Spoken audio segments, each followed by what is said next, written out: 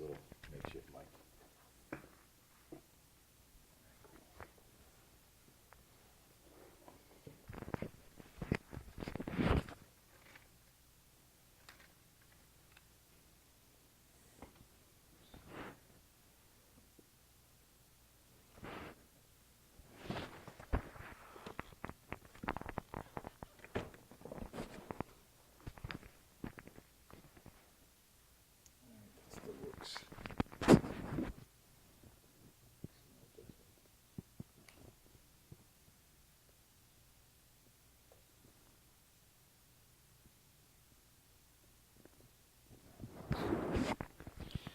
Cool. Underway. Looking good, man. Yeah. Nice. Easy to be on this side. Yeah, right. Wow.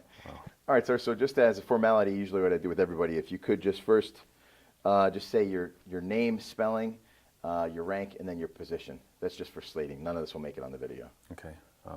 Major Edward Boughal. I go by Sean. Rank, obviously rank is major. What else were you asking? And then position. Yeah, I'm the director of operations with the 103rd Rescue Squadron for the last year and a half. Okay. All right, good. And then now this is like we'll kick off the real interview. And like we were saying just a minute ago, it's just like you talking to me. Don't have to worry about the lens. And try to avoid military jargon. So if it's like acronyms or something like that, I might ask you to just spell it out, even if I might know it. Yep. It's not for me whether I know. It's like thinking of like telling it to your buddy's girlfriend. Perfect. Kind of that's what the idea, like relaying the story in that level, then everybody gets it. That's how I see it. So. All good. All right, so on that note, if you could first tell me what that Monday, April 24th was like for you coming into work and how you first found out and became aware of the possibility of this mission. So coming in to work that week, I knew that a bunch of our guys are going to be TDY training, and there was going to be min amount of people, in the unit. So I actually, to myself, was thinking, all right, I got all this time, basically for myself because everyone's going to be gone.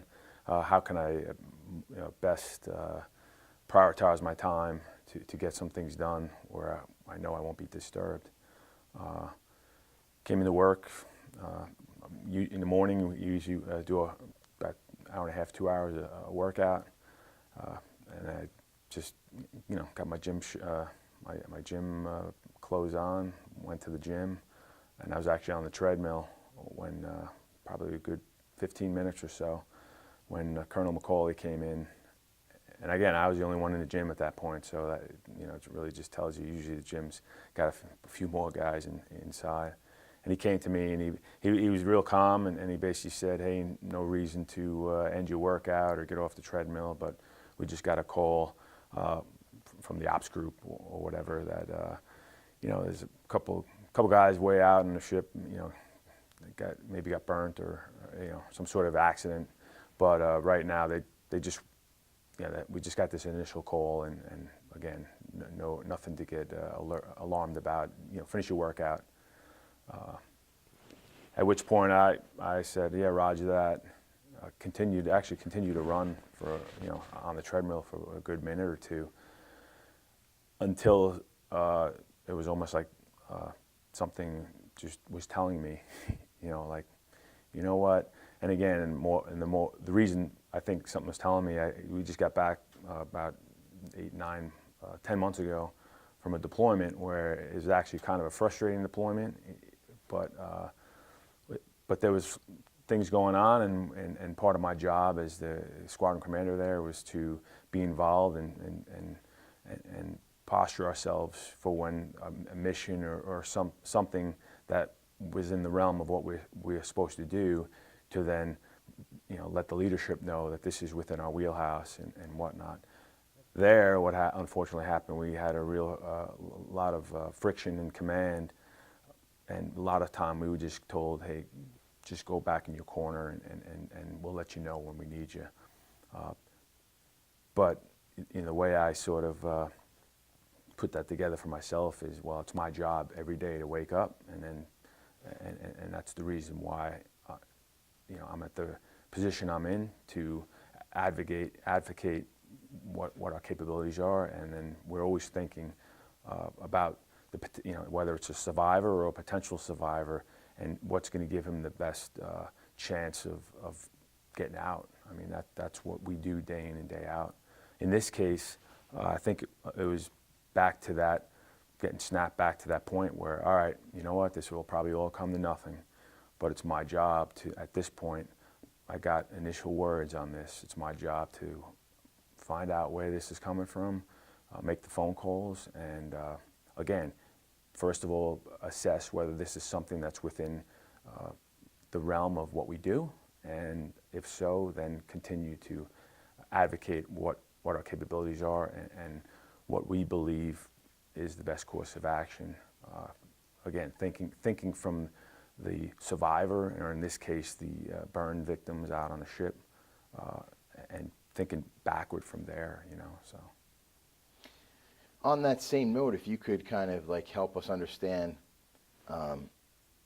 you already had some prior relationships established with the Boston RCC as well as other locations, and if you could talk us through what some of that work is and why that's important. So back up a couple of years, under our leadership at the 103rd Combat Rescue Officers. So I have to name like Colonel Fitzgerald, Colonel McCauley, who's the current commander, Chief Mosier. Leadership decided, and of course, I was somewhere in the mix, but that, hey, you know what, we in the Guard, we have sort of that dual mandate. Sure, we've been deploying, we've been postured to deploy and do our combat mission, but we also understand, and we've been called out on a few crises like hurricanes or Superstorm Sandy or even Winter Storm Nemo. I mean, all these domestic situations where we've been called either by the governor or somewhere, some other governors that called the governor and said, hey, we need you guys to posture for some sort of domestic crisis. And I think in that respect, we, back here at home, they kind of made that decision that that's something the 103rd and whether it's the senior PJs or the combat rescue officers, we're well versed in understanding the playing field and then what, again, we're always thinking, what can we bring to the fight? And in that respect, we really put our heads together and started thinking about, well, what I hate to say opportunities, because when you think about it, it's our job to go to a chaotic situation where there may be death or people injured, but in a way, for us, with our skill sets, it is our job to then help out those. When you think about it, in this case, the Boston Rescue Coordination Center. So whoever's in charge of responding to a crisis, it's our job to ensure they know what our capabilities are. I mean, I think what probably was the crux that really motivated everybody to this was the earthquake that happened in Haiti, and I want to say that was around 2010 timeframe. I don't even know exactly when it was. So when that kicked off, we got the call from the Guard Bureau, the NGB, hey, you guys ready to potentially go and if you're called? And we got everything ready. This is right in our wheelhouse. Confined space, collapsed structure. This is what we train to. We have the PJs with the paramedic skills, dealing with, in that case, crush injuries. I mean, we had everything ready to go, and we were postured, ready to go, and we never got the call.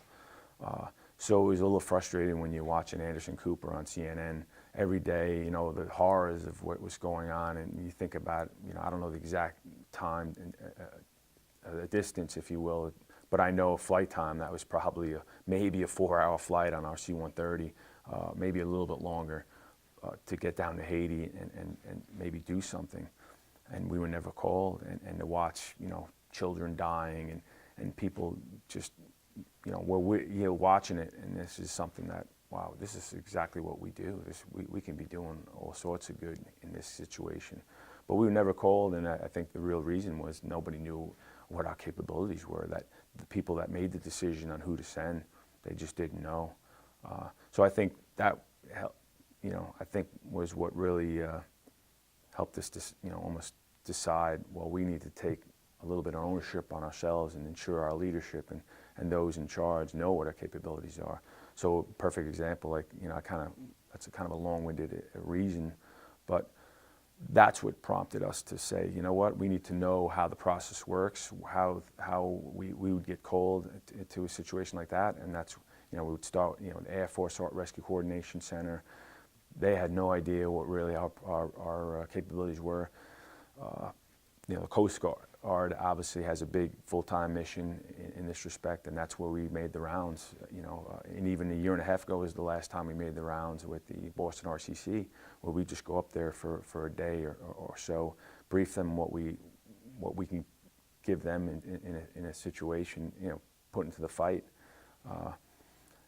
And again, knowing our unique capabilities, and even all the different District 1, District 5. We've even gone out and made visits to the Bermuda RCC. So that is something that at the 103rd we've been doing for the last year or two to ensure that our unique skills, and it's not just, it was never just 103rd capabilities. It was always about what we here as the wing offer. The people that make those decisions. Even we had FEMA a while back ready to want to write us into their plans. And it wasn't just us. It was they saw the airframe, they saw the 60, the helicopters, and what they really, and in FEMA's case, what they really were flabbergasted about was, and I had this conversation with one of the FEMA planners, and he was, he's like, the problem with the military is I'll pick up the phone, tell our military liaison, hey, we need the military to help us in this situation. And he said, and we get an aircraft carrier and the full cavalry, and then we got to pay the bill. And he's like, that's the problem with calling the military. But when he saw us and what we could offer them, he was like, hey, this is a small footprint. This is, strategically, something that they definitely know they can use. But in that case, it never really worked out. But the point is that the key was getting the people to plan and actually monitor these situations, these type of crisis situations in the RCC. They're covering the ocean, knowing what we can bring to the fight here at the 106. That's great information, and it's interesting. And on the one side, as far as the Air Force RCC, I'm sure that they have awareness of pararescue capability, pararescue community. So when it comes to the conversation with folks there, would it be more of like, here's where we are, here's our strength, here's how many people we have? Like, is it talking more about why, what we have different to bring to the table, or how does it go when you're speaking to like same service RCC, Air Force RCC? So I've actually never physically went down to the AFRCC. We've had a couple years ago. Chief Mosier's actually engaged with them quite a few times. I've been on the phone with them on two of the 3 missions that, let me back up. So we've actually been sort of asked, they can't task us, but they've asked our support. One was in Pennsylvania, again, about a year and a half ago, a lost hunter, horrible weather. I believe it was the Pennsylvania Emergency Management Office made the call because they had no air assets to cover down and help in that search in the weather that had going on. So they actually called the Air Force RCC looking for that capability. Air Force RCC knew that our helicopters have a little bit more advanced instruments to possibly fly in those conditions. So that's how we got the call in that situation. Now, that being said, I think that's the key, though, with what I've learned with the Air Force RCC. It's the Air Force, right? What is it? When everyone's calling the Air Force, what are they calling for? They're calling for aircraft. Nobody kind of really has that understanding of what our capabilities outside of that realm. And I know they know about our capabilities, but even that, I think they're so, it's so ingrained that when someone's calling them, they're looking for, so whoever it is looking for aircraft. you know, for the most part. And in the case of the Pennsylvania situation, our aircraft couldn't fly either. The weather was so bad. Like, I had to engage with the FRCC and say, well, we have this other capability. I mean, it's only a 3-hour drive away. We have the ability to load up our trailers and have a team who are trained for this type of situation to search in mountainous terrain. And you know, we could provide something in this case. And they kind of left it up to the emergency management in Pennsylvania, so at which point I'd call them, and they said, absolutely, we would definitely want that capability. So in that response, you'd think the RCCs really understand our capability.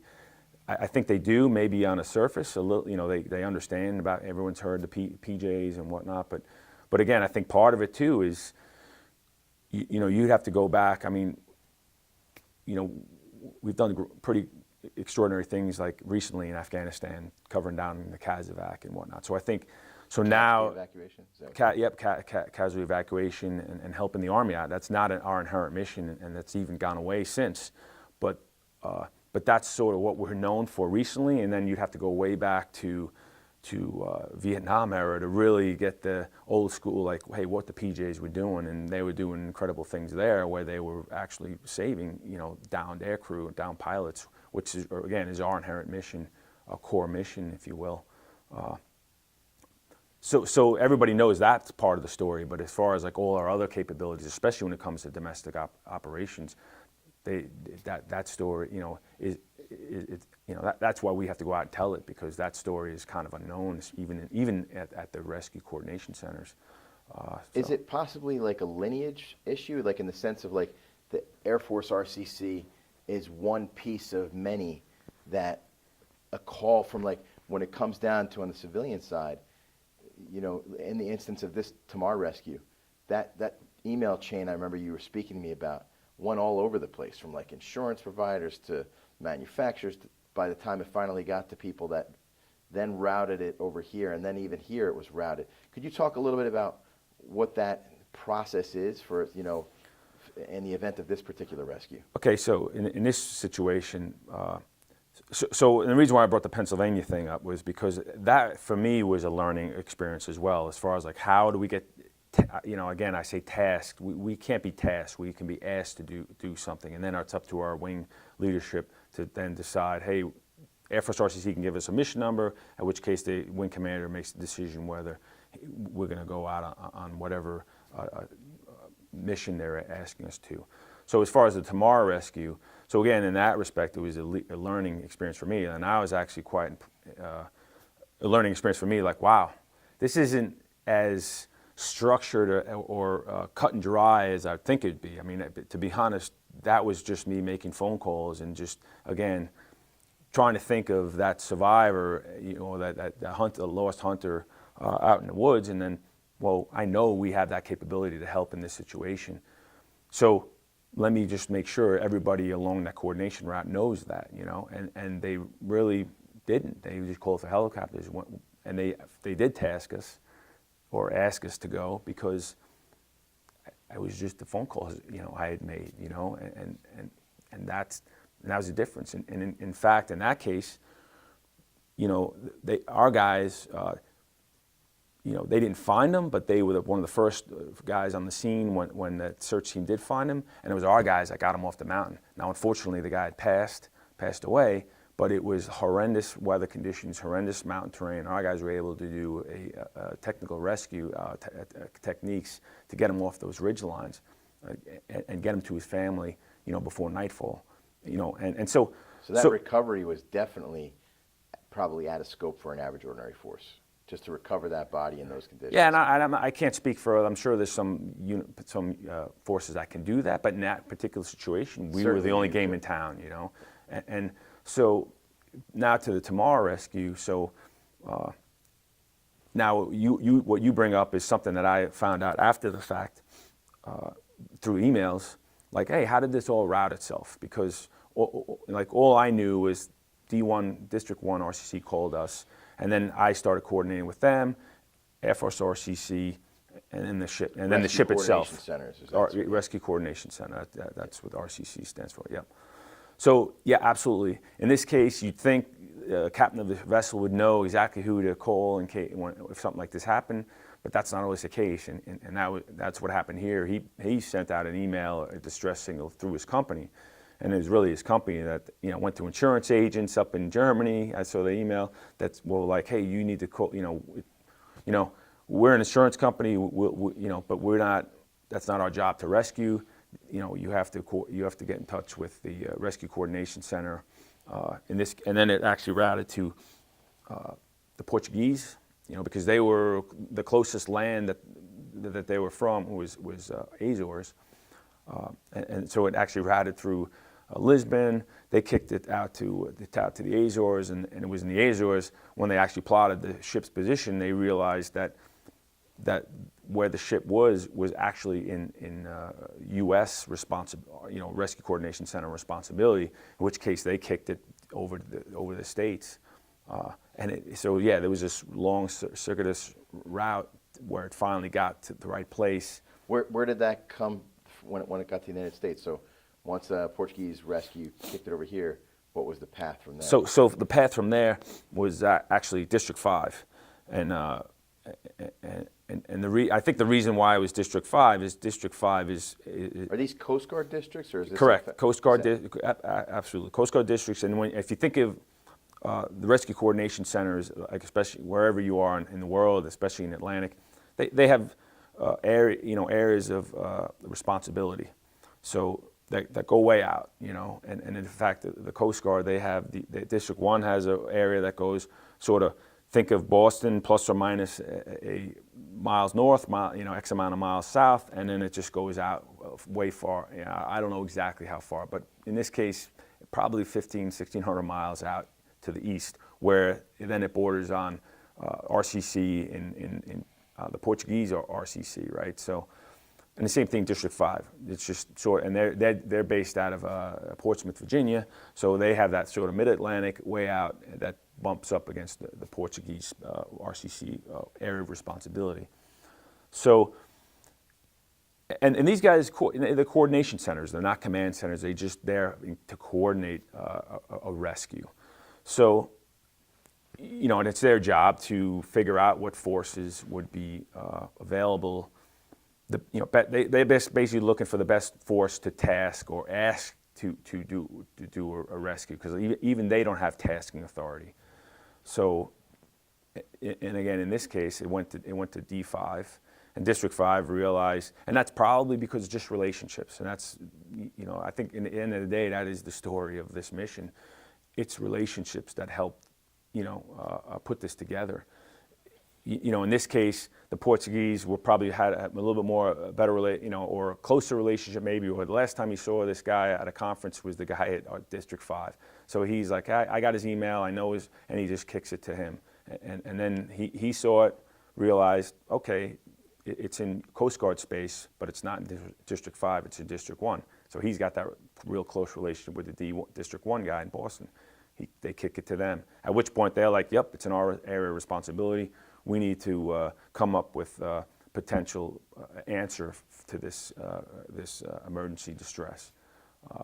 And that's when it came down to the Canadian vessel or the 106 were the two choices on the table that they were looking at. And again, relationships, right? So they have the relationship with the RCC. So the Rescue Coordination Center just north of District 1 is JRCC Halifax, which is a Canadian RCC. So what that D1 guy did was he made an all call not only to their own forces. So they have U.S. Coast Guard base in Cape Cod. They have an air station there. So they actually kicked it down to the Cape Cod Command, which is actually a rescue force, and said, hey, do you guys have any assets out there? Do you have any ability to get out there and answer this call? At the same time, they kicked out to the JRCC Halifax, same thing. What do you guys have to help us with this? Because I figure at this point, he's just trying to gain tools. He's looking at his toolbox, and his toolbox is using other coordination centers and also what's at his disposal in District 1. At which point, after actually going up a week ago to meet with the RCC to sort of talk an after action on this, they actually mentioned it was the guys in Cape Cod, because we have that training relationship with the Coast Guard station at Cape Cod. We jumped from their C-144s. We've worked with their helicopters. So they actually mentioned, well, what about, think about those guys, the PJs out of New York. They have this sort of capability to maybe get out there.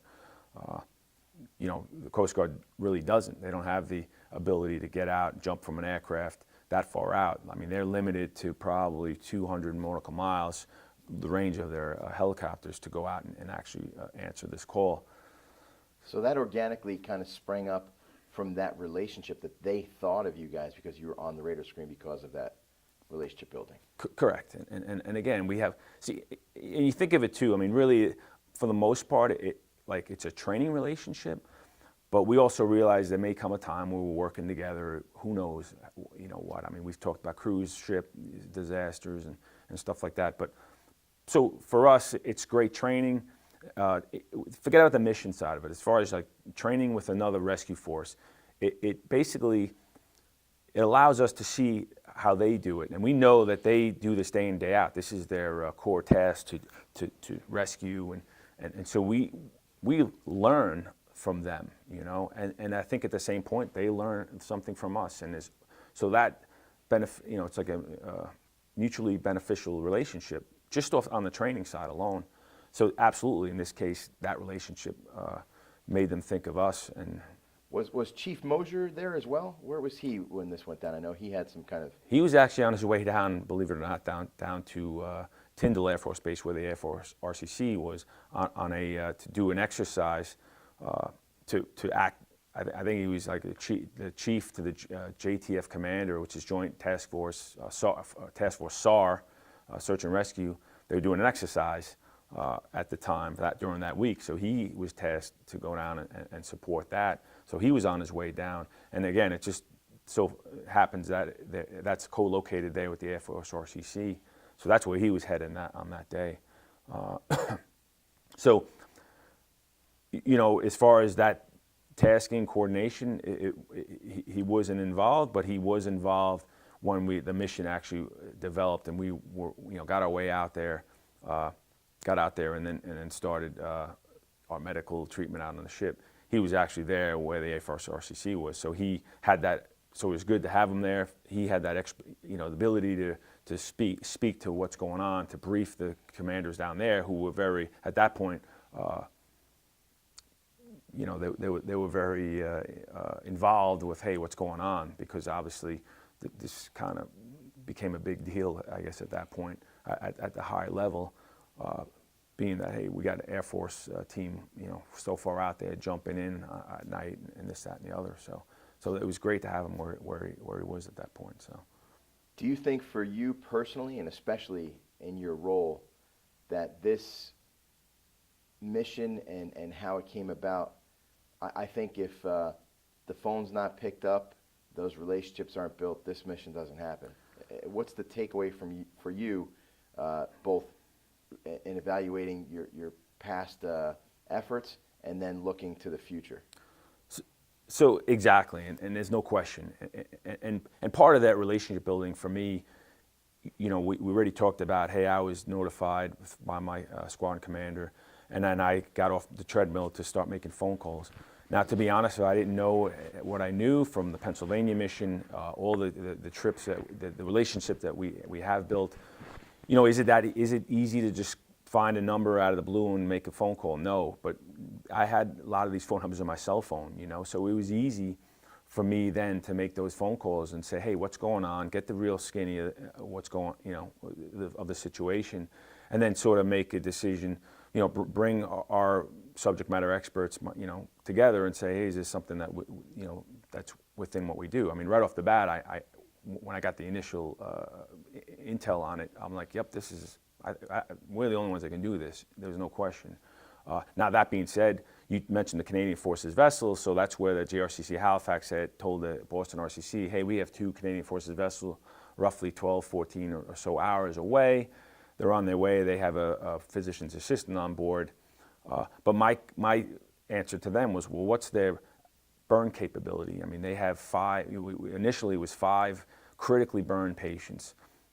and I'm not a medic, I'm not a paramedic, and I'll never pretend to be one, but I work, with the beach. I'm basically in this case, the mission commander for my team. So I know their abilities of what they can manage, and I've seen it firsthand. So I knew, wow, this is severely medically complex, and this is a mass casualty.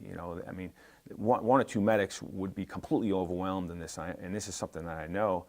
And I think at first the Coast Guard was, well, at first they were kind of like, well, we're kind of good, we got some sort of response going on, we're going to just maybe let that develop, where I had to explain to them, all right, that's fine, you have an initial course of action, but again, think of contingencies, and there should always be potentially multiple courses of action that can happen in parallel. If one doesn't pan out, you have one there ready to go, and explain our capabilities for, like, this is exactly what's within the capabilities of our guys, and this is what our guys specifically train for. And is a core task to dealing with burn patients in this capacity. And again, it's in our core capabilities to get out there on in this case, a fixed wing aircraft that happened to be one of our own C-130s. Get out there and have the ability to jump to a vessel and board. And this is stuff that we train. I say day in, day out. We don't do exactly everything that we did in this mission day in and day out, but we're always doing something, some piece of what we did day in and day out. And that had to be explained to the District 1 guys. So two things I'm curious about is, one, had they just pressed with the Canadian option, just on time alone, I think the one patient went south about 2-3 hours after and needed to be intubated and put on a ventilator. So that patient very likely, almost for sure, would not have made it, and quite possibly even the other one, just in terms of pure time. Great point, and so I don't want to throw the RCC guys this SAR mission commander or coordinator under the bus. It's always easy to Monday morning quarterback, no question. Sure. Like after getting out there and seeing what developed, these guys are in super bad shape, and the course of action that they ended up, so they actually ended up, like those Canadian vessels were on. They already had that going on as we were in touch with them, and then they turned us on because they realized absolutely this is we need to have another potential course of action. This is much more critical and may take a lot more. So no question that, and again, I hate to rewrite history. I don't know what would have happened, but there's no question that there was a good chance that at least one of those guys may not have made it had we not gotten there. And again, that's just from my opinion of how Sure. things were being there. But yes, you're absolutely right about that. So in some ways, I think that when it comes to these things, it's interesting to understand and know that there is some level of advocating for the tasking, advocating for the mission, saying, putting your best foot forward in terms of why you believe as an organization your team is the most appropriate choice, and I'm sure other organizations are doing the same thing, and at the end the decision's made, and luckily by the grace of God it works out. Right, and I never want to make it a point like, hey, we're like ambulance chasing. We're not. The key difference here for us is it's important for our leadership, and that goes all the way up the chain of command and to our political leaders to understand, or at least somewhere in that chain, understand what our capabilities are. Because when something like, maybe not necessarily something like this, but let's just say some things that we've thought about, that engaging with these rescue coordination centers, I've asked them, hey, what keeps you up at night? And to a man, to the RCC, to these RCC directors, they basically say, well, a cruise ship mass casualty beyond the realm or reach of us, in the case of Bermuda, they really don't have a Coast Guard or SAR force or anything. They're calling us. They're calling the Coast Guard, in which case the Coast Guard, if it's far enough out, they might have some vessels out there that it's just like these Canadian Forces vessels, they might get there in 12 or 14 hours.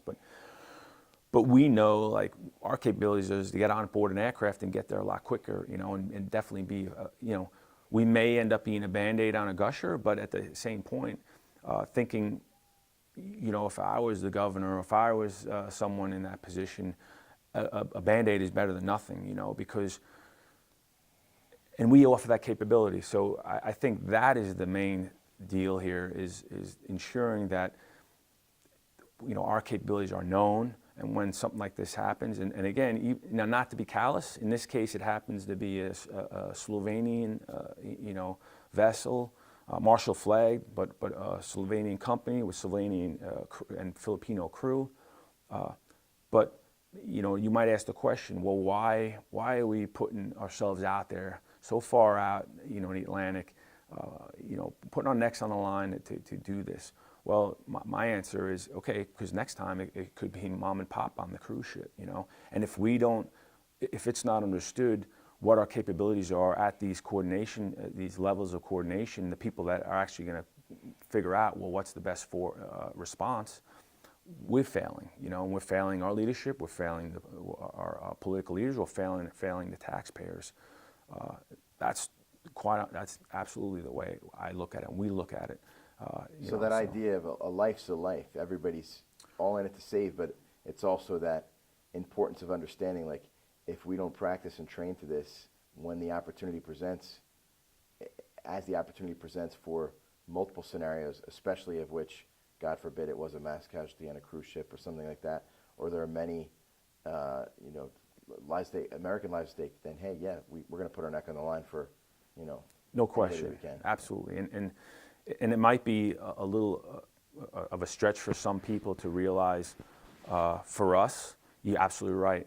That's why we got in this business. We look at it as a life, and now that being said, we're not crazy. We're incredibly trained, and do everything is always in a methodical way for us, where we don't just throw caution to the wind because a life's on the line, and I had to actually explain that to the District 1 RCC, because initially they were like, whoa, you guys want to fly out 1,600 miles and jump in the ocean, and like, well, that's a lot of risk. And I had to explain to them, like, well, it's not your job to think about, like, let us deal with our risk. This is what we do day in and day out. Like, from the air crew side to even to us. Like, we're able to handle our risk, vet it to the appropriate level, and for when if you're at a decision point, that's what we do day in, day out. And I'd explain to them that you're not taking this risk. If you task us or ask us to do this mission, and our command decides we're gonna do this mission, fault is not on you. Exactly. And so I think that conversation as well as the conversation with our flight surgeon, Dr. Rush, our medical director, with to explain to them in the specifics of this situation, like, hey, if minutes matter, I think that really hit them, like, okay, minutes matter. These guys, even if we get there 2-3 hours before, with the force that we have, it's going to make a big difference. So with that, and in combination, I believe, with that understanding for them that just because they're asking us to do this, that's not their risk to assume. It's our risk to assume. And at the end of the day, even for me as the mission commander on the PJ side, it's not my job. Like, I'll assume as much risk as my commander allows me to. So he tells me, you go prosecute this mission. Here are your boundaries. Anything outside those boundaries, you need to let me know. So I make that because risk assessment, it goes all the way up. I mean, it can go all the way up to the president. You've seen, I mean, not in this case, but that's a potential, and it's us as military professionals to understand that, especially when you're in command. That's absolutely an important thing to understand. So anyway, and that's what we did, you know. I think that's a really important piece, though, is the idea that maybe people not in the know, looking at this at first glance, could almost kind of feel like, wow, that seems like really kind of cowboying. That's a whole lot of stuff to go on to save these folks out there on the ship. But I think it is a matter of the education piece, and you know, how critical is that, and to letting people understand and know this is not something that's the first time we're doing it. We train to these scenarios all the time. Cool. And you had that combat skill as well that translates back to the civilian world. Absolutely correct. Unfortunately, it's been my experience, especially in a deployed environment, where we have commanders and no commanders here. You know, usually it's somebody that came from a staff, and now they put them in that position right above us because we don't have, on the Guardian Angel or PJ side, we're so new of a career field, we don't have our own commanders, you know, who are there maybe next to the COCOM command or the task force commander. We don't have that advocacy yet. So we go overseas and we may be, and I'm just picking on maybe like the RPA community. And again, it could be anything. It could be it could be our own, you know, a helicopter commander, or you know, HH-60 commander, or it could be a C-130 commander, who still doesn't understand.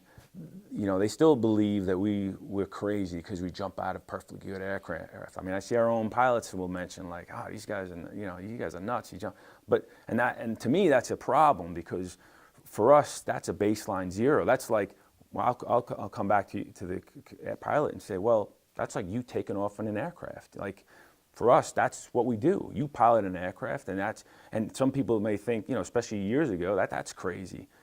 You know, we jump out of the aircraft. You know, we'll do these X, Y, and Z, but that's what we do. That's, for us, that's yeah, okay, maybe there's some inherent risk to that, but that's where we're trained to deal with that inherent risk, to, you know, I mean, again, we're not, you're right. I mean, because and then I'll come back and say, well, I got a wife and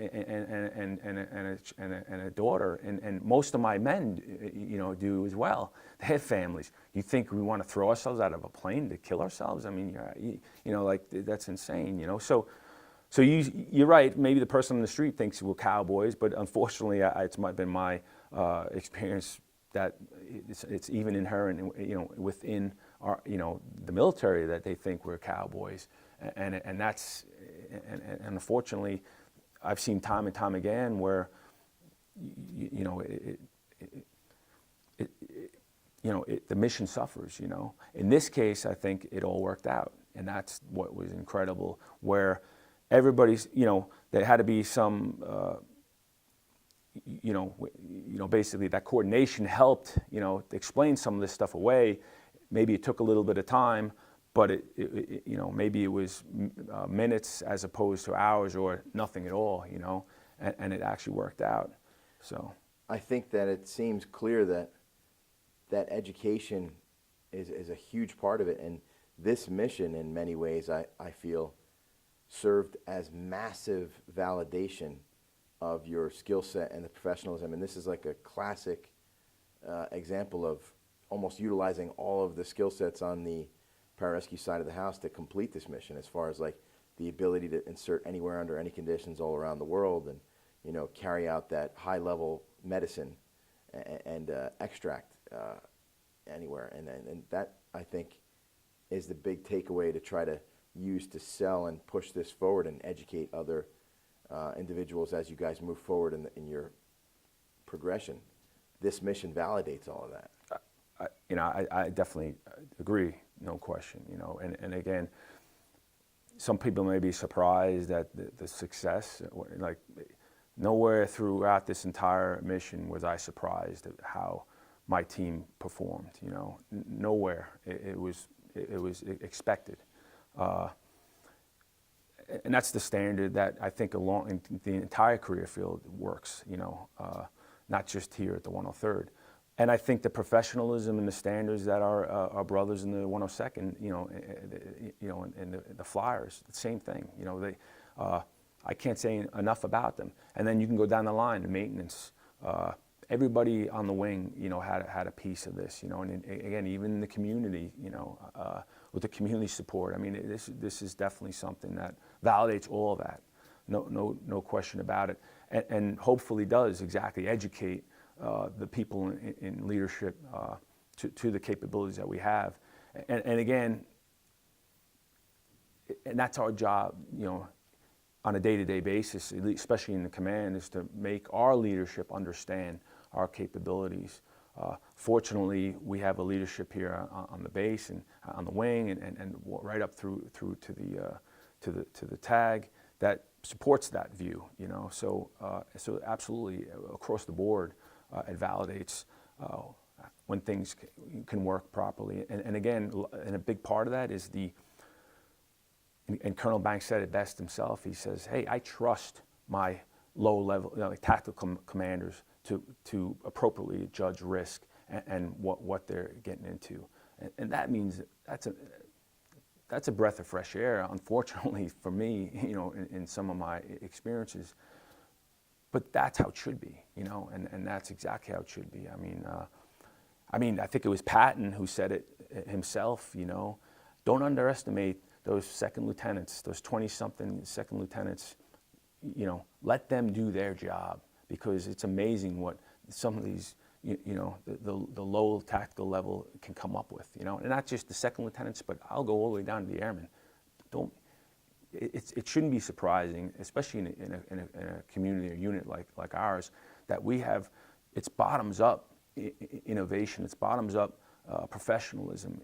To be honest, it's, for me, like, I have to come into work every day and be on my A game just to keep up with the guys that we have coming in the door, that are coming from the schoolhouses, the caliber of kids we have coming out. So that's what keeps me on my A game. That keeps me, hey, I got to step it up. I got to make sure I'm doing my piece of the puzzle, because look at these guys training and working day in and day out. These are 20-something-year-olds, kids where you hear the old generation saying, "Oh, we're screwed, look at this generation." I'm completely impressed with the next generation, incredibly impressed, And it's not just with us, it's the air crew, it's everybody around here, So, and again, it's nice to see that we have that wing leadership and who sees it that way as well, because I've been in 13 years plus. And to be honest, it's kind of a new dynamic for me to see that, So hopefully, it maintains for the rest of my career, So That's a great piece, and I think that this mission definitely illustrates that exact concept you talked about. Because when I think about it, I look at like yourself as the mission commander, as a major with your level of experience, your age, Major Kinnett, aircraft commander, down to the lowest ranking guys, Hopeton Gordon, senior airman out there, doing his part as a crew chief. On your side of the fence, senior airman Michael Hartman, a guy who kind of came through this organization by way of lifeguarding with Major Marty Vieira, and seeing how that young guy performed, and then even, like you said, it's a real incredible collective. Here's 7 men on that ship, all kind of almost kicking in and having discussions as how best to proceed forward, what best to do, and those solutions sometimes come from all across ages, all across ranks, all across experience. Brian Deliri coming up with that belay system to lower the patient. So, could you speak to your experience and what some of that was like on this mission, and just having that from the junior ranking to all the way up to Marty. So and again, and you sit there nail on the head. It's that level of trust, and again, it's that level of trust from the top down.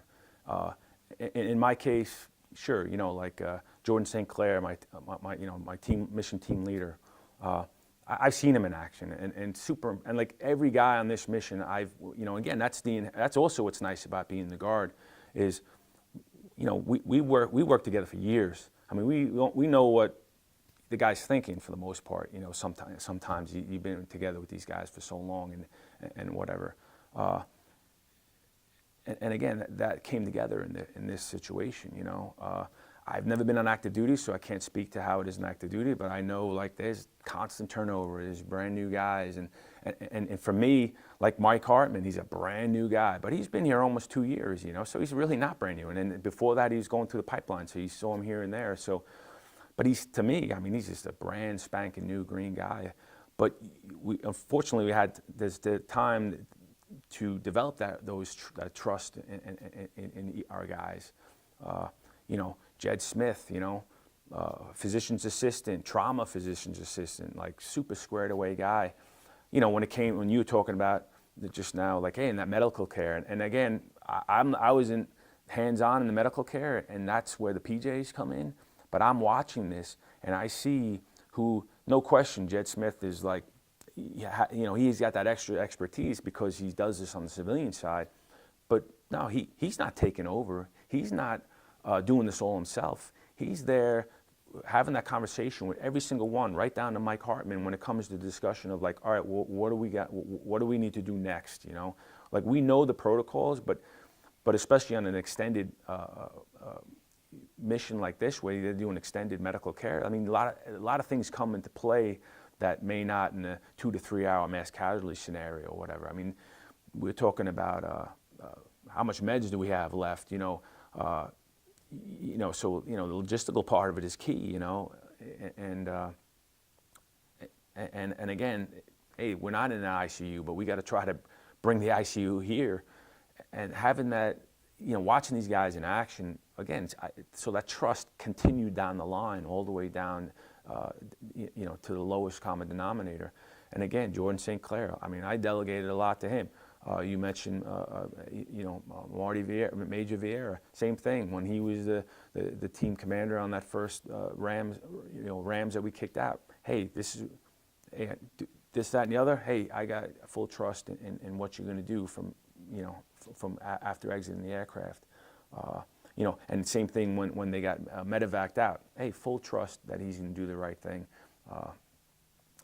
And it went all the way down the line, and nobody had to get pulled in, everything just worked the way it's supposed to, and so it definitely is a validation of the way we train and the way we do things, and no doubt it was gratifying. It was gratifying for me. Like I remember, it was probably the first hour or so we're on the ship. I went up to the bridge. I'm now talking to the captain. I'm talking to the RCCs back home, and sure, hey, we're on the vessel, this, that, and the other. But my J's are down there taking care of the guys. They're taking care of the J's meaning PJs. Yeah, they're taking care of the patients. And then I'm able to come down and then I knew they were there. We had full accountability, but now I'm coming down there because my little piece for that moment was done on the bridge. I go down there and I watch these guys in action, and you know what? And I just sort of looked into the room, and I was like, and I seen these guys work, and I felt incredibly proud, and it really came to the point where, like, and like, wow, all right, I did my job. I did the coordination. I didn't just sit on my ass and sort of wait for things to come our way, And so that was a proud moment for me, just because, like, hey, wow, I did my job. I got our guys here, and now these guys are saving lives. These guys are doing it, But so yeah, it was awesome, Now. And again, and this was in the beginning, and now 36 hours of care and that they had to do, it was impressive, Over that time, that's a long time at the wheel with these patients. Do you find that there's any kind of bonding that takes place, or is it being on the outside and not understanding, not knowing? Initially, I think they were conscious and you know, in a lot of pain, but I think shortly into it they're sedated. But is it just that time with them you feel like is there a feeling of like connection, or like obviously you're invested in the outcome and they're saving their lives, but is there a feeling like that among the team, or what's the feeling like? You know what? It's actually, you know, and I'm sure they've spoken to it themselves. But you know, again, I'm not there intimately caring for the patients, so I'm kind of observing from my perspective every time I come around and get an update on what's going on. But what I can help out with, and to watch these guys work, and they're not robots, you know, so I don't want to make it like they're robots, but to be honest, you know, and I just, from any point of when we do our, you know, our core tasks, you know, wherever we are in the mission, you really have to be emotionless in a way. You know, you can't let the emotions get to you while it's going on. And then to a man, that was it. Like, there's some critical parts, critical points in time during the treatment where, like, no kidding, stress level, like from my perspective watching, like, oh shit, you know, this guy's SATs is crashing, you know, and, you know, now they gotta, you know, hey, this airway's swelled up. Like, these guys are calm, cool, and collected as can be, completely emotionless, talking through like it was just some, you know, a routine procedure at your local doctor's office, you know. So as far as, so I have to believe, like, because they're able to really compartmentalize their emotions, that they probably, as far as any type of patient bonding, I think it happens afterwards. You know, it's after these guys got off the X, you know, and X field, where, and a couple of us rode the ship in for a good almost 2 days after the medevac exfil, and you kind of talk about, you know, some of the experiences. And I think that's where the emotion starts to creep out, you know, like, because you compartmentalized it, kept it somewhere where it didn't rear its sometimes ugly head. And that's where I think it comes out. So now, like, after the fact that these guys are in the hospital, like, everybody does care, like, hey, well, how are these guys doing? You know, this, that, and the other. But at the time, it was completely, you know, like, calm, you know, and that's just, I think, again, validation of our training, that you can't let the emotions get to you. Now, I think there were probably periods of time where emotion may have, you know, you know, probably when you're resting, you're not in where you have a moment to think, maybe something comes up, but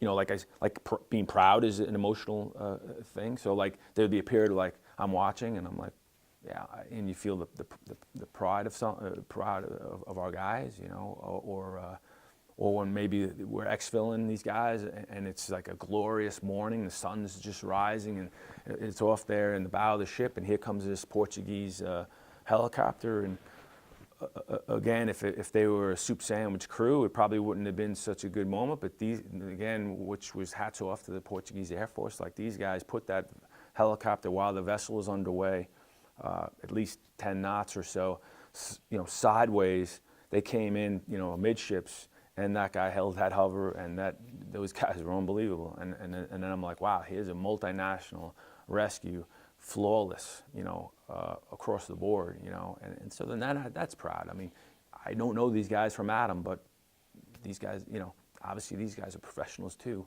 on the other side of the Atlantic, and again, so then that's a proud, like, moment in a way, like, hey, you know, maybe humanity isn't lost, right? When you know, yeah, we take life, you know, and hold it to high regard. Well, so do they, you know, and so that, I think, is a pretty cool moment, if you will, you know, as the sun's rising, you know, in the background. I don't know, not to get, you know, but. So. Does it feel like some kind of brotherhood like that when it comes to within the rescue community, despite whether it's Canadian, Portuguese, American?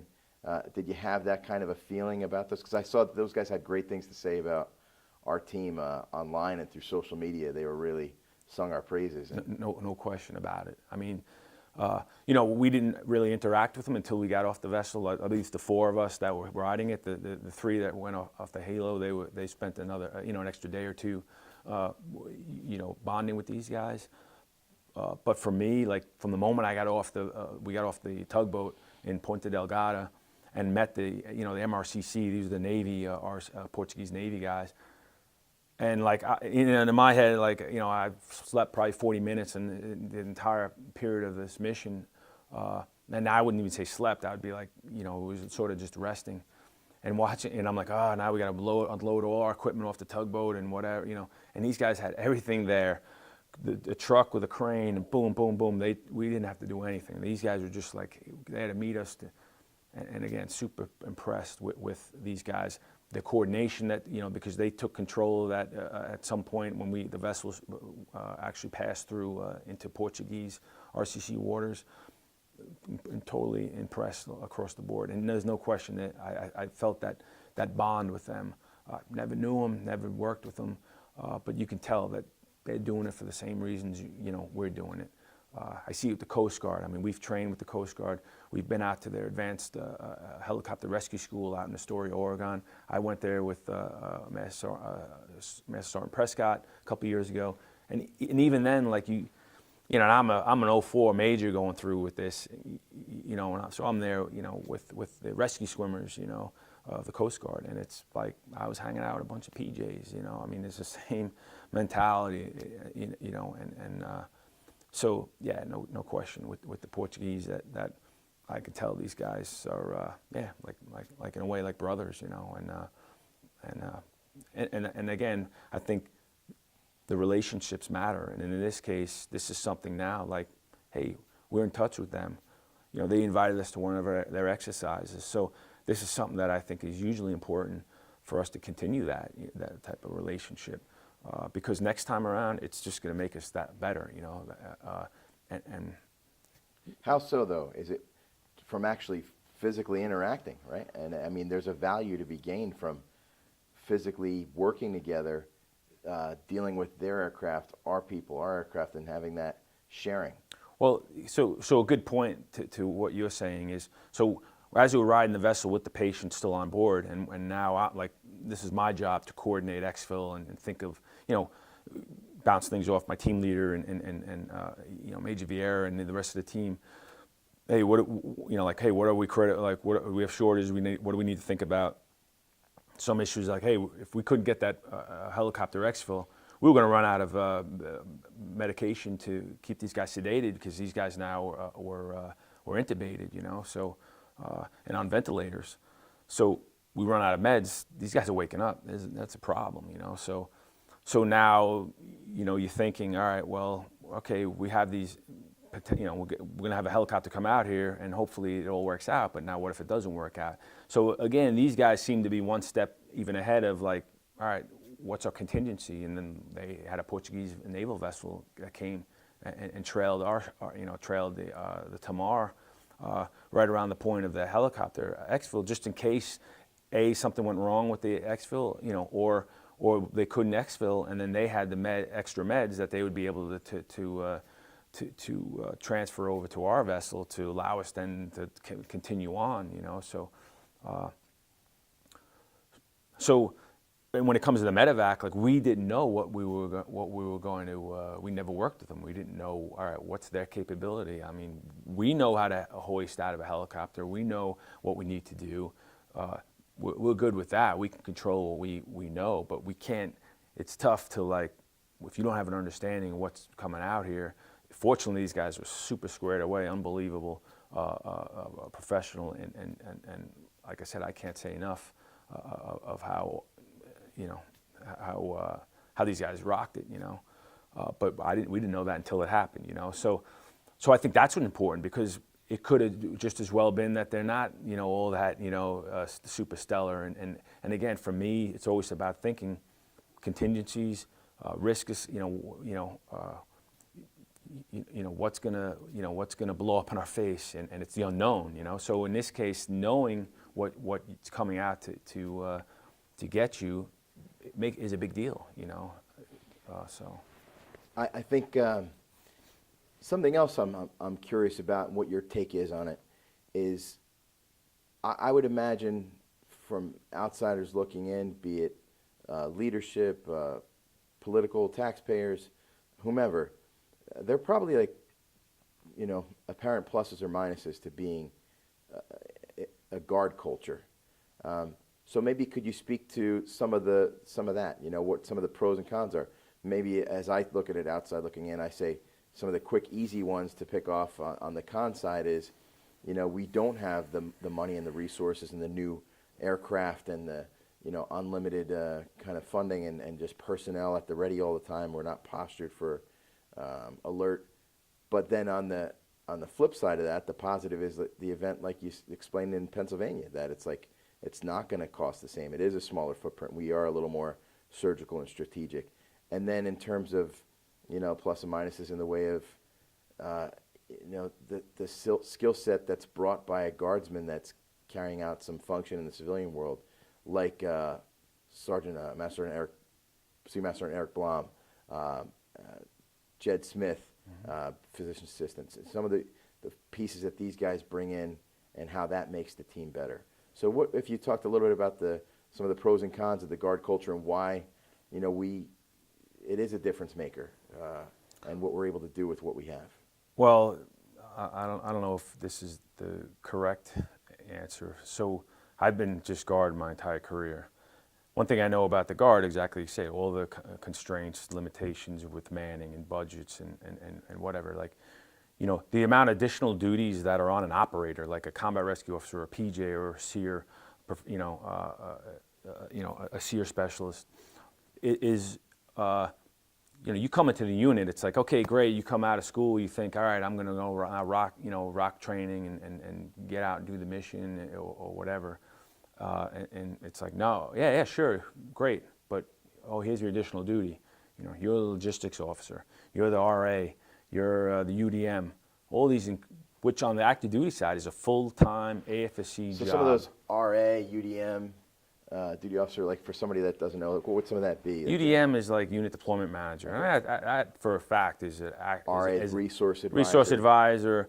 You know, logistics officer is exactly what it is. You know, and these are AFSC duties that is on the active duty side. Like your logistics readiness officer, you know, LRO. You go to school for that. You know, here we come back. I come back from school and I'm like, hey, you're the logistics officer. You're responsible for $1.5 million dollar budget each year, and you need to be able to procure and keep the squadron, you know, equipped and deal with all, you know, UTCs, yada yada yada. And when we deploy, it's your job to get with, you know, your UDM, which is within the squadron, to get us out the door. You know, that's all stuff that's on the active duty side has manpower against it. That's their special job. Oh yeah, by the way, you're a combat rescue officer, so you need to be ready to do the mission. So that's the guard in a nutshell, in a way. And I think that's not just inherent, you know, with us. It's the same thing with the aircrew. It's the same thing across the base, I'm sure, you know. So that's a constant battle. You know, it's fortunate when you have leadership who understands, like, okay, why are we here? Oh, we're here to do the mission. You know, okay, we're here to train and equip for the mission. I mean, that's, you know, and keep our part-timers, you know, in that readiness state. That's our primary mission. But you know, you may be called out to, especially here, we've been deploying every, you know, on a regular basis across the board. So we do have an overseas mission. So that's a constant drain on capacity as well. So, you know, to be able to have to juggle all that, you know, back to the leadership, it's good to have a leadership that understands, like, the real reason why we're here, as opposed to what happens sometimes is you get leadership who thinks, well, we need to make sure that, you know, we're good on our CBTs, we're good on like, what happens is they take care of all the ankle biters, the easy things, and then the big things that it's tough to wrap your head around, like, you know, being able to make sure you have a force that's trained to the level that it needs to be to go overseas or to actually prosecute a mission like this. Sometimes it's easy to deal with those low-level, you know, easy kills. And again, you only have so much time in a day, and especially in a part-time force, it's critical that time that they are out here is the priorities are correct. You know, so that's it, and that's in a nutshell. These are the things that you're juggling to have to prioritize, you know, and with the limited manpower, limited resources, and that's the struggle that we in the Guard deal with day in, day out. I mean, we have people come from the active duty, they're blown away. I mean, you know, they're like, wow. And they, you know, I have to sit them down. I mean, we have a guy here from the highest level of you know, I can't even mention it, but the highest level of you know, for a combat rescue officer to be, and he comes here, and you know, I look at him sometimes, I'm like, his head's gonna explode. I better bring him in and to talk, you know, try to have that conversation with him, like, hey man, some shit's gonna fall between the cracks, man. That is what it is. It's your job to prioritize, and I'm here to help you and to understand, like, what's the priority, and unfortunately, stuff's gonna fall by the wayside. That's the fact in the Guard, and Congress, you know, the politicians probably don't want to hear it, even our leadership probably doesn't want to hear it, but at the tactical level, some shit will fall between the cracks. That's the truth, man, you know, and until, and I'm hoping they understand. I think they do. I've heard, you know, I think now the leadership we have in place here, at least in New York, understands that, and that's awesome. So they're fighting the battles to try to help us. But you know, and you wish the Congress, who controls the purse strings, understands that. So when the active duty generals are in front of them for asking for money, and they, of course, what does the active duty want to do? Cut the Guard, because they want to fund their pet projects.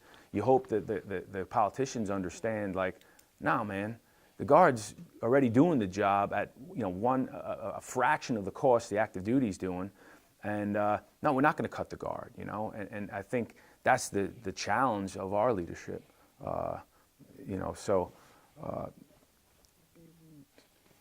you know, and maybe I get a little emotional about it, because I've been doing this for many years, and I see the challenges from the tactical side, and again, it's nice to see from the leadership, like, at least that I've seen here, understands that, and the challenge is, you know, there to ensure, like, there is more of an equal weighting of resources to the Guard, because we are a big piece of the, you know, I don't know the exact statistic. 20% of the force carrying out 80%, or something like that. I remember absolutely hearing Chief Houston speak about that at one point. Totally, and at a fraction of the budget, and that's the key. But and again, back to the pros of it, there's no question that we have the experience in the Guard. We get the guys that come out of active duty, want to go to school, so they come here, and it just so happens we have some of the best universities here in the Northeast, so they come to our team. So I think we poach the best and brightest from the active duty. So we're getting guys who've already been, you know, in 6 years or whatever, and those are, you know, many of our new Guardsmen, you know. So but that's a plus, right? So we're getting these guys who already have 6 years experience, which is awesome, and which helps in a big way when it comes to something like this. I mean, what about the outside experience beyond the military? Yeah, like a Jed Smith. Absolutely, and again, here's a guy who was homegrown here. You know, he was an AGR at one point, but then he decided, hey, I'm going to go to school, and he had his interest was definitely in medicine. That's the other benefit of having these part-timers come in. You're getting their skill set from the outside, and many of our guys have, you know, sort of, you know, in that case, you know, there's this cross-pollination, if you will, with their what they do with us as what they do in the civilian side. You mentioned Eric Blom as well, you know, as a police officer. So there's also, definitely Eric, one thing that strikes me too. I'm sure Eric is symbolic of some of the other members of the team. Eric served as a Ranger in the Army, and then comes from a military family, and then has that law enforcement experience as well. So I'd say there's even like those pieces as well, in that we have many folks that are from prior service, Marine Corps, Army, and can speak to that in real world in a combat environment when we're overseas, and be able to talk their language and understand their culture. Absolutely, and we, you know, we've had a bunch of prior Rangers, guys, you know, who cross-trade. I think in the PJ career field we have that all across the board. You know, even when I went through, even other units, we had, you know, prior Rangers, prior Marine Recon, you know, coming from other branches, and cross-training to be PJs or Crows, if you will. So absolutely, that's a a benefit as well, having guys with that already experience coming in the door. And again, here on the civilian side, they're able to bring some of that, in-house to us to help, again, to help train guys, especially our new guys. In fact, Jed Smith, and Eric Blom, I was just recently deployed last year with them, and it was amazing watching them train, and teach our new guys, and that's something that, it's because of their experience on the civilian side that now brings that, and they have the ability and that expertise and experience from their civilian jobs that they bring to us. So, let me ask you about another guardsman that was a pretty pivotal person in this whole event and this mission, Lieutenant Colonel Stephen Rush, Doc Rush. He's somebody that's a very unique character in how he came to the unit and what he brings to bear to the squadron and to the wing.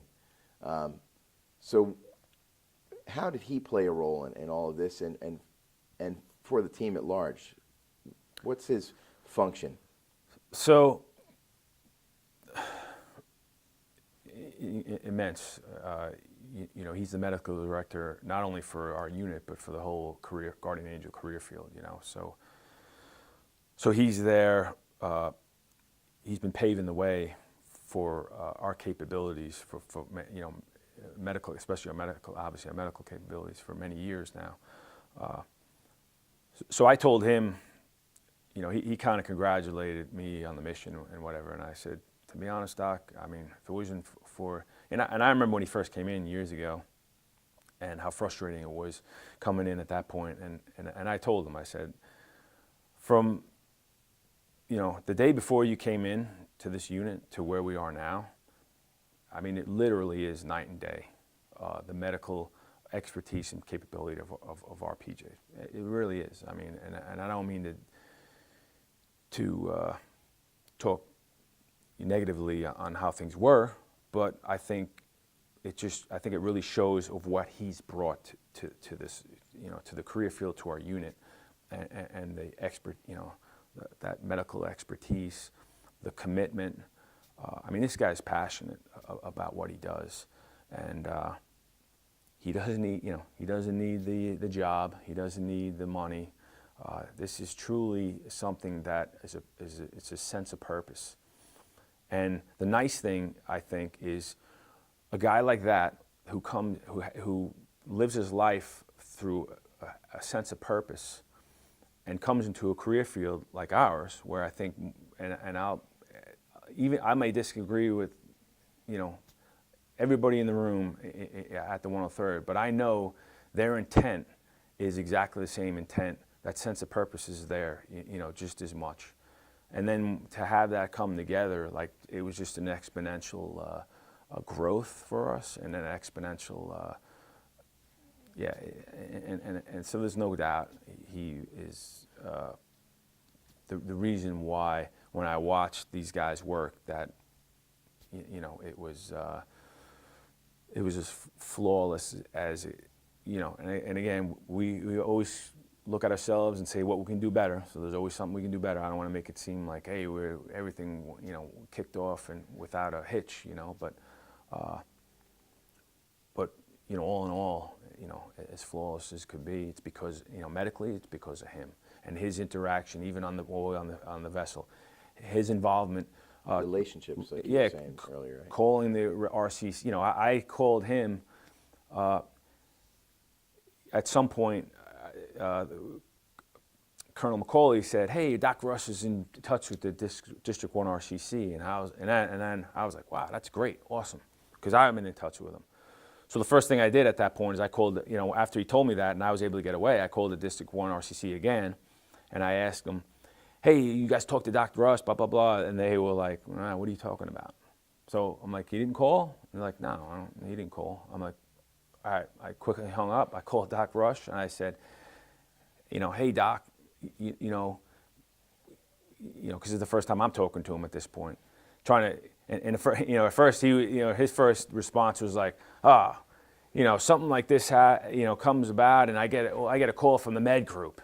You guys don't even, and he starts kind of going down that route, and I go, "Hey, Doc, I'd love to talk about that, and we can talk about it later, but I need you to call District 1 RCC and really explain, you know, the medical perspective from your side, because, and I kind of gave them, you know, they were kind of waffling on, you know, at that point, because part of it was, I don't think they had our full medical capabilities, you know, absorbed. So I said, hey, you need to call them and really give them your perspective on the survivability, what the best medical course of action is. And he, without saying any more, he took that number, and I said, give me a call right back afterwards. He did, and he was like, I think they're ready to call Air Force RCC and task you guys. In which case, exactly right. I called them right back, the RCC right back, and they were like, yeah, we're gonna make that call. At which point I was like, well, all right, well, time's a ticking, you know, and so yeah, no doubt, he was huge in this mission. He was huge in getting us to where we are medically, to our PJs being able to perform the medical you know, procedures and treatment that they did. Yeah, without a doubt. I mean, we could sit here all day and talk about him and that, you know.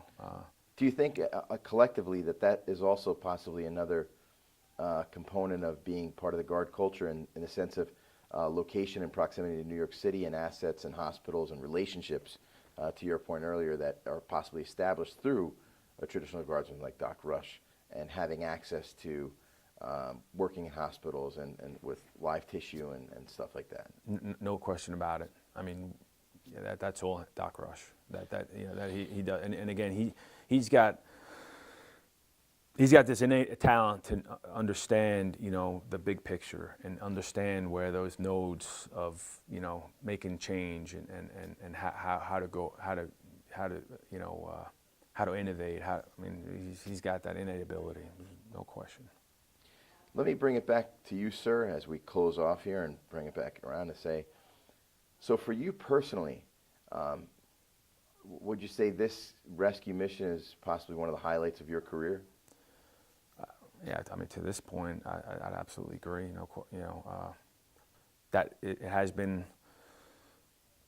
You know, I want to. You know, I always have to remember when you get frustrated. All right, why I joined. It was a couple of years after 9/11.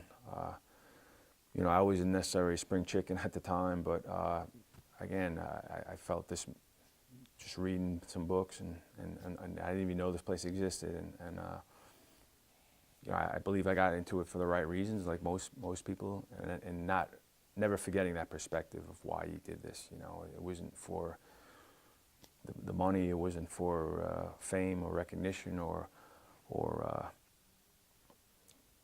you know, to get rich or whatever, you know. So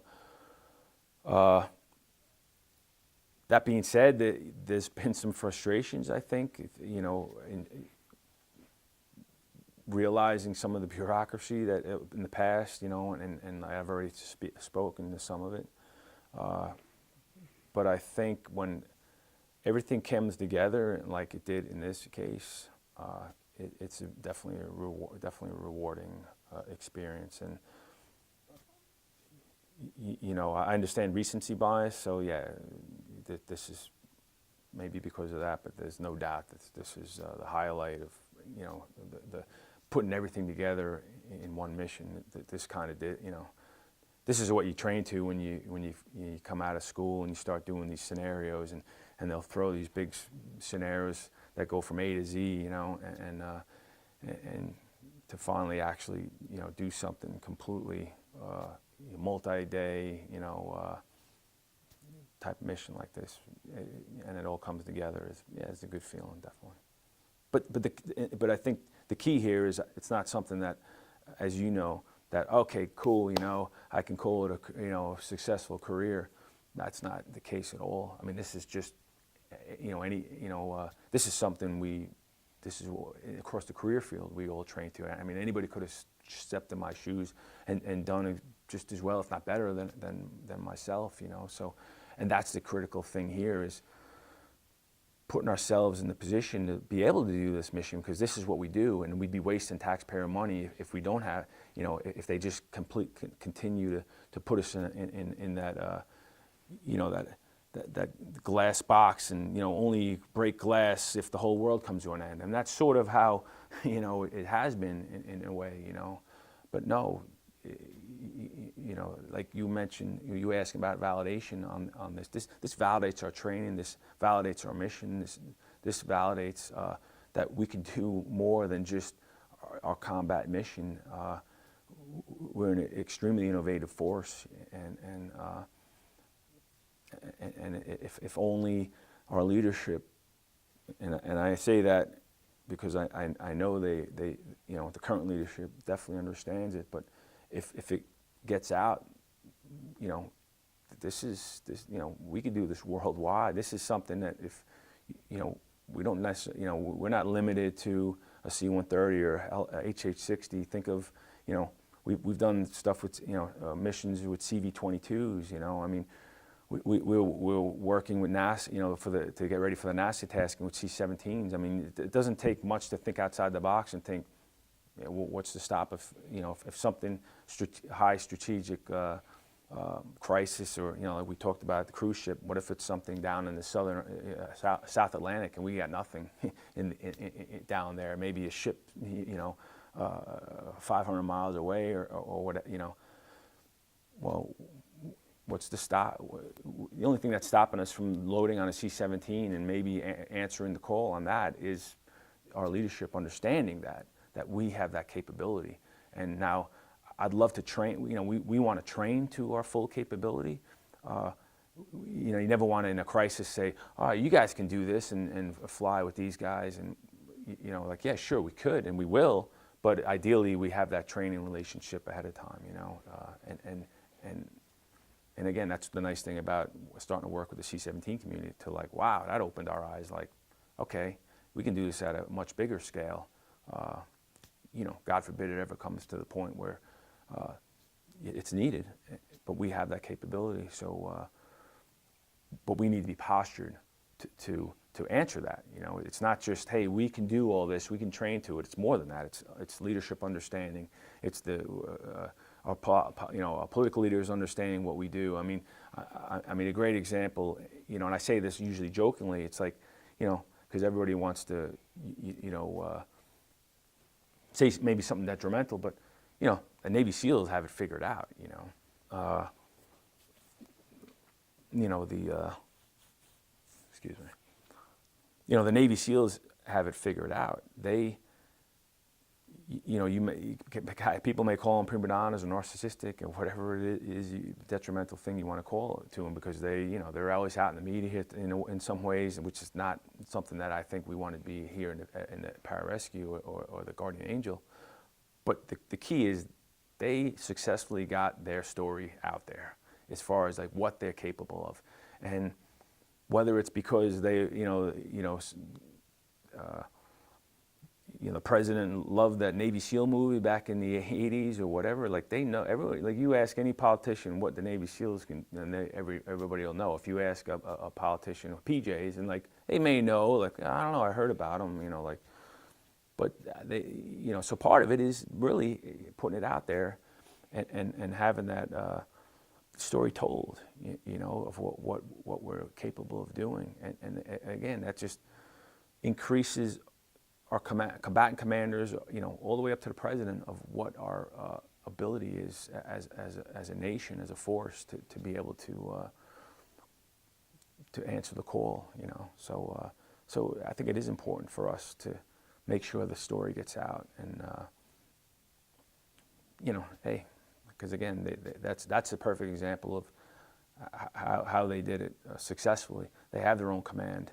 They, you know, they have their own admirals and whatnot that are able to do, you know, because no one knows about the Navy SEALs better than the Navy SEALs. Nobody knows about a guardian angel, you know, better than a combat rescue officer. You know, I mean, that's just the fact. Nothing against our pilot leadership, but you know, I don't know, I can't say it any better than that. It sounds like one of the takeaways and how you kind of phrased it at the end here is like, this mission, and even though it may be a career highlight, is not kind of like a, hey, well, that's it, now we've done one of the biggest badass missions we could do, or completely, highlights all the capabilities of the Guardian Angel skill set.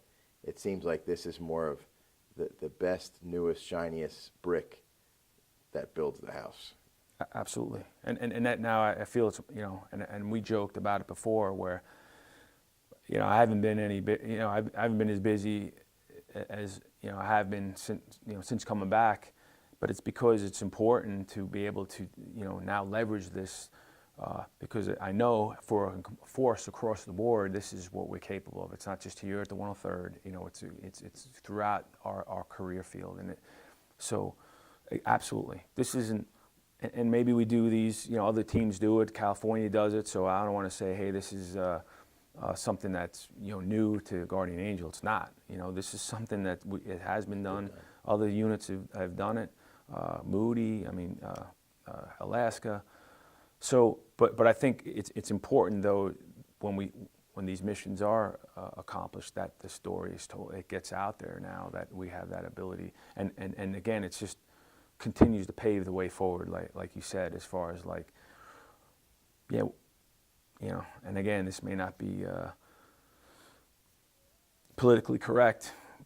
We could do more than just CSAR. That's unfortunately at the highest levels in the active duty. We're under Air Combat Command, and I can say it because I could care. I'm not here to make become the commander of ACC or whatever, but. We have the capability to do more than just combat search and rescue, and that's the point of the matter. We offer the strategic leadership much more than that,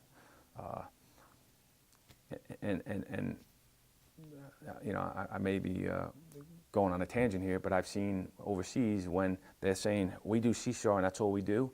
I've seen where recent experience where. We have F-16s, they're here on the deck to support some sort of contingency, and we brought it, hey, right now the way we're postured, we're not postured to effectively perform CSAR for the F-16s. They don't worry about it. Part of it again is we haven't lost aircraft, maybe onesies, twosies here over the last 15 years. So right now it's kind of like blown off at a high level. And I understand that because if the risk is low and we haven't lost many aircraft, well, I'm not too worried about, CSAR, other than maybe being in a PowerPoint slide, like, oh yeah, we got CSAR, we're good, they're here, but when you try to explain the tactical situation, no, that's not effective CSAR, because if that plane goes down, it's going down over there, and we're over here, and sure, we can launch, but by the time we get there, how effective are we? So again, even when they say, so I kind of cringe when they say, oh, we just do CSAR, and I'm like, no, we don't, we really don't. You might think we do on a PowerPoint slide, or unfortunately, no aircraft have been shot down, so or gone down, so they can continue to say that until we are in a contingency, where planes start going down, and then they'll realize, oh yeah, no, these guys aren't postured for it because it's not even that important at that level of command, So again, my experience is at the tactical level, so I get it. I don't see the whole strategic level of the battlefield, and I probably might see it the same way they do, because I do agree. What's the risk of a plane going down? If there haven't been any planes going down, probably extremely low. And why now am I going to maybe posture, take the risk of even moving a force somewhere that might be a little bit more, closer for response time, So, but again, back to we offer a lot more than that. If we're able to, look outside the box and sort of, think on a big level, And I'd say this mission and others like it by other teams further validate that fact. Absolutely. That there's a no question. tremendous capability that is underutilized. Absolutely right. And in the guard world, and especially here with the 106 Rescue Wing, with the knowledge, the individuals, the experience that's all brought to bear to the potential rescue, we really offer something incredibly unique in many ways. Even though many people, other units do this, we do have a very unique group of individuals here, and the capabilities and location and everything, I think, make us something for a real consideration. And I think that this mission will help you and your team further go have these talks and continue to build those relationships, as you said. Absolutely, and really, continue to build that foundation, or for to validate what we were capable of. No question. Is there anything major that we could talk for hours? Yeah, totally. I definitely feel like there's great stuff, but just to kind of wrap for now, is there anything that you feel like that was left out, or something you want to address, something you want to? I think we kind of hit a lot of, Then let me ask a last one, if there's not. For you personally, in context of everything, being a dad, a husband, an officer, a leader, and your role here, and just a patriot and an American, what in context of all of those things, was your takeaway of your experience being involved in this very historic rescue? Yeah, I mean, the way you've just phrased it, I mean, to be honest, I don't really think of it in that respect. Again, I just think it's that was my job. This is what I was supposed to do. This is whether making the phone calls, doing the coordination, ensuring that that the RCC knew that we were the best course of action. Again, it's just kind of my job. I don't really look at it in that respect as far as the way you're putting it.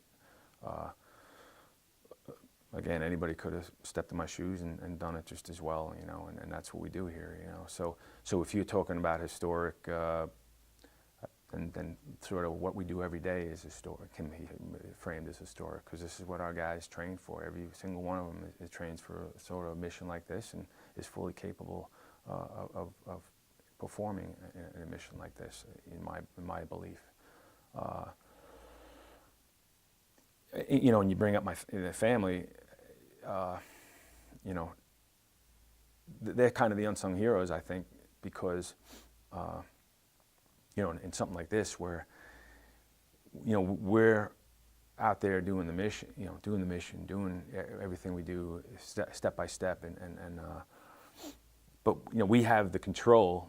Well, every step along the way, we have control of what we're doing, where what we're focusing on, controlling our risks, and blah blah blah.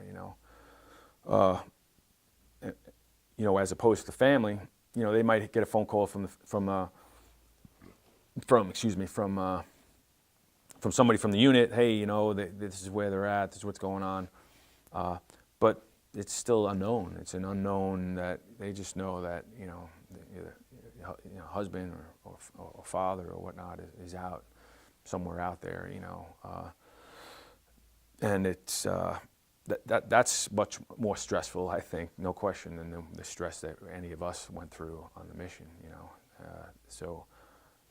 Hats off to the family, and that's not just here. It's, I think, again, throughout the career field, throughout the force. That you can't the unsung heroes are the families. That and same thing, whether even in training or that they're supporting us. So yeah, that's and it's important for us not to forget that. So. Good stuff, sir. I know. Anything else you want to add before we close off it? I think it was just a fantastic perspective on many, many things that weren't touched upon in any of the other interviews we've conducted. So for me and for anybody that has the chance to watch this, you brought a lot of missing pieces to the puzzle. And just hearing your level of understanding and experience, and how some of the takeaways you have from what you've done before, after, and setting this up to be one, even possible, and two, a success, I think is something really to be, for people to watch. watch and get an understanding and gain some momentum from. So Yeah, awesome. great stuff. Thank you very much for your time, Major. Hey, you got it, man. I appreciate Right it. on. Thank you. I'll go ahead and stop down here.